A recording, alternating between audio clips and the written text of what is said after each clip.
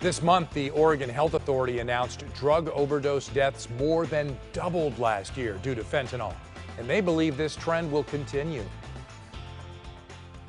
At 11 o'clock, I'm Wayne Haberly. In an effort to save lives, Need for Narcan held a pop-up event in Happy Valley today.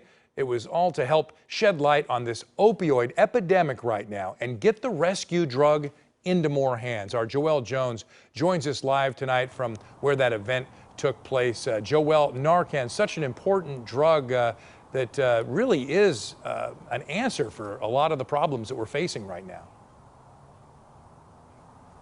That's right, Wayne.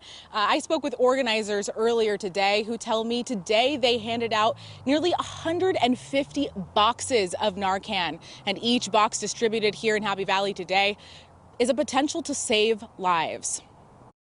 This isn't the drug epidemic from the 70s and the 80s. Kids shouldn't die from making one choice, and these one pills are killing these children instantaneously.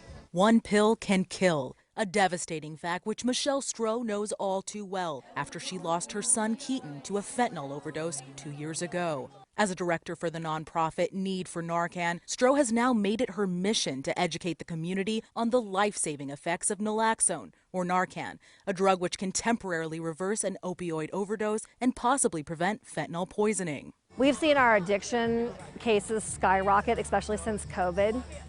With the introduction of the fake illicit fentanyl and causing the fentanyl poisonings, we're losing 300 plus a day across our country, and this is bigger than any type of car accident or gun violence. To help get Narcan in the hands of more people, the nonprofit held a pop-up event at beautiful Savior Lutheran Church in Happy Valley today with addiction resources, Narcan and CPR training, and more. But they aren't the only ones who think the drug should be made more accessible. Just this month, State Health Officer Dr. Dean Seidlinger stated, quote, "We are seeing a critical need for naloxone as many communities experience dramatic increases in overdoses due to fentanyl misuse." But perhaps no one understands the life-saving effects of Narcan better than 26-year-old Kyle Roches, who tells KOIN 6 the drug literally brought him back from the dead. Just last year I lost my life and I was pronounced dead. If it wasn't for Narcan and the stuff that we're handing out here today, I wouldn't have been alive. Now a 4D recovery mentor, Roches says he is passionate about helping other young people overcome addiction and make it out on the other side of this deadly epidemic. A passion shared by Pastor John Durkin, whose church hosted the event. All faith communities can be a part on the front lines of kind of raising awareness for what's going on in people's lives and households. 1 in 10 families are struggling with addiction. With 150 boxes of Narcan distributed, Stroh tells KOIN 6 she believes the event was a success. But with fentanyl and fake pills on the rise and continuing to claim lives, she left us with this warning. We are finding fentanyl down into Adderall. They found fentanyl in Tylenol now. They're finding it in marijuana. So at this point in time, if you're not buying from your pharmacist or your marijuana distributor, don't buy it. Your life is going to depend on it at this point because it's everywhere.